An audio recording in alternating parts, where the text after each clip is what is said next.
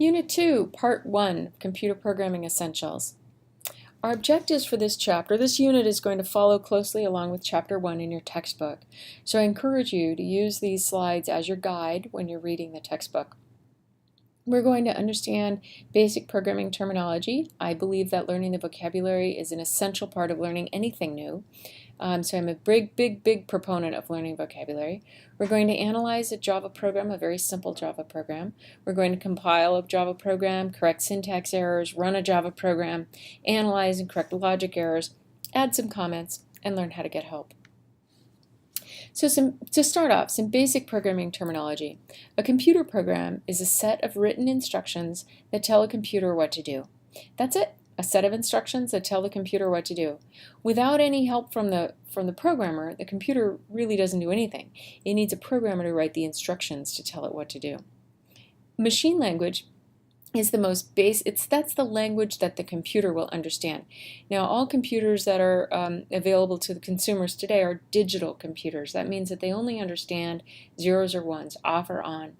And because they are digital, they only understand this low-level programming language called machine language. And it's not human readable. Humans can't really understand machine language, but the machines do. Humans understand high-level programming languages. They're more English-like. It allows the programmer to use English-like statements to accomplish a task.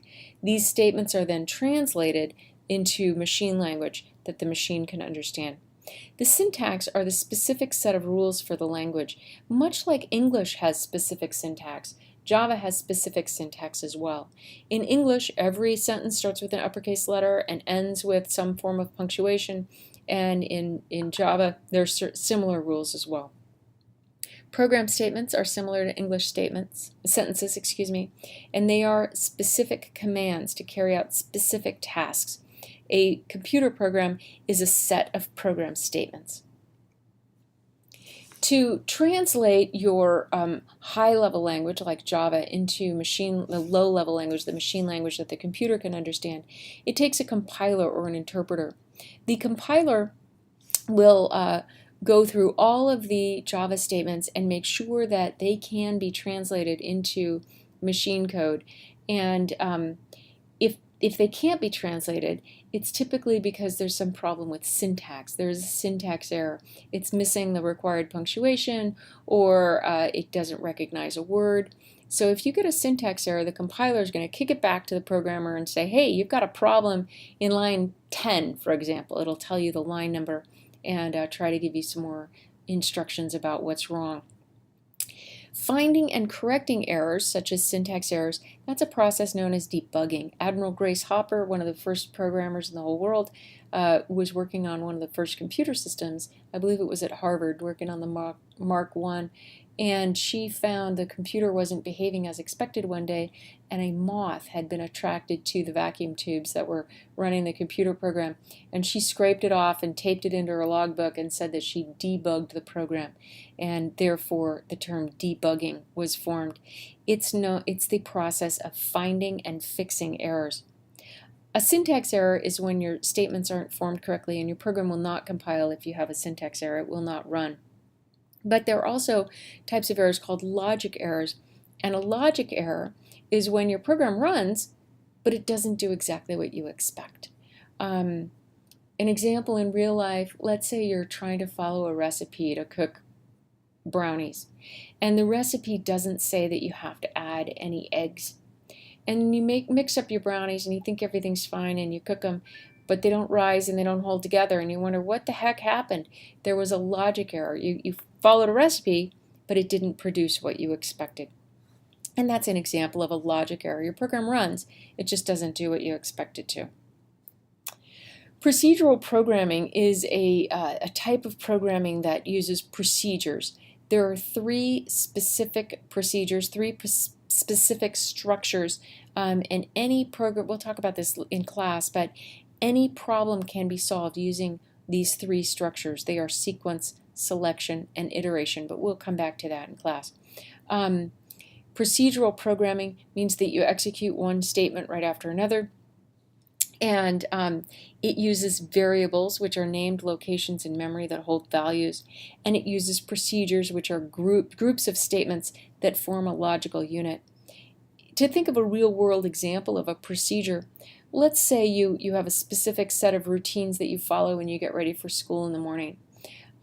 Most people do. They have to set an alarm and wake up and eat breakfast and brush their teeth and put their uniform on and grab their backpack or what have you.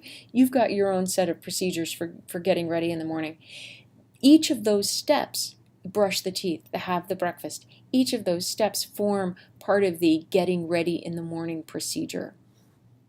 And the same is true with programming. You can group statements to accomplish a specific task and put them all in something known as a procedure.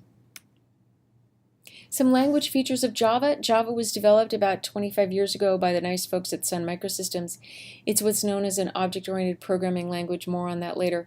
It is general purpose. It can be used for a lot of different things, and it has some very specific advantages. In fact, the IEEE, which is the Institute for Electrical and Electronics Engineers, have rated Java #1 in terms of use, in terms of ease of use, in terms of security, in terms of installed base, in terms of jobs available. It's been ranked #1 for the last several years in a row. So Java is a powerful language, it's widely used, and it's a really good first language to learn. Java is also architecturally neutral. And what architecturally neutral means is that it can run on pretty much any computer. Think of your car. You might have a car, the Wymans don't because our cars are much more basic than this, but you might have a car that has a backup camera that will show you what is behind your car. That backup camera is probably written in Java, running Java. If you have a microwave that has a popcorn button on it, you push the button and it figures out when the popcorn is done and that's how long it runs, that is probably running Java. If you've got one of those refrigerators that senses whether or not the ice cream is melting, that is also probably running Java. So Java runs on a wide variety of machines. It's architecturally neutral. Not many programming languages do that. And here's why. Here's what makes Java special. Java does not actually run on the microwave, the car, the refrigerator, or the Mac. What it really runs on is something known as a Java Virtual Machine, JVM. That's a little piece of software that's written specifically for the microwave or the car or the computer. And that piece of software is what's running your Java program. So it's that little extra layer in there that makes it possible for Java to be architecturally neutral, also known as platform independent, and it's pretty special. It's what makes Java really have a lot of power.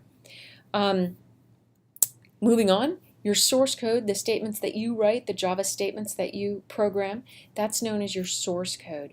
And source code has a file extension. Your source code files will have a file extension .java. That's how you know that it's your source code. Your byte code, that comes out when your program is translated into a language the machine understands. That's called byte code in Java. And your byte code has the same name as the source code, but a .class file extension, .class. And the byte code is not human readable. So if you want to send me your program to have a look at, you must be sure to send me your .java file, not the .class file.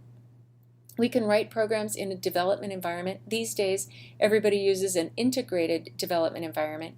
And what it means by saying it's integrated is that you can create, edit, modify, and run, and debug your programs in one place using one software program.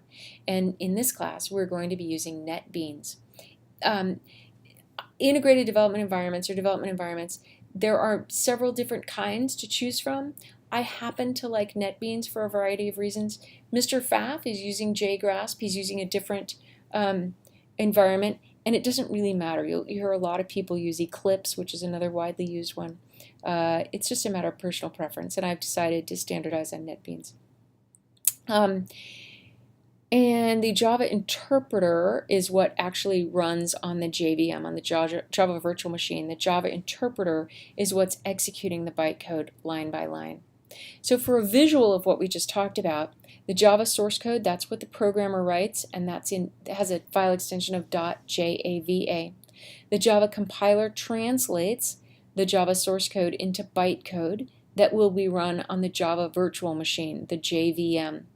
And you'll notice the Java virtual machine has the Java interpreter embedded there, and it communicates with the operating system.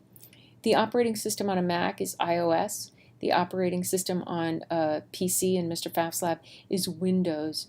And the operating system on your car or microwave or refrigerator will be something else depending on that machine.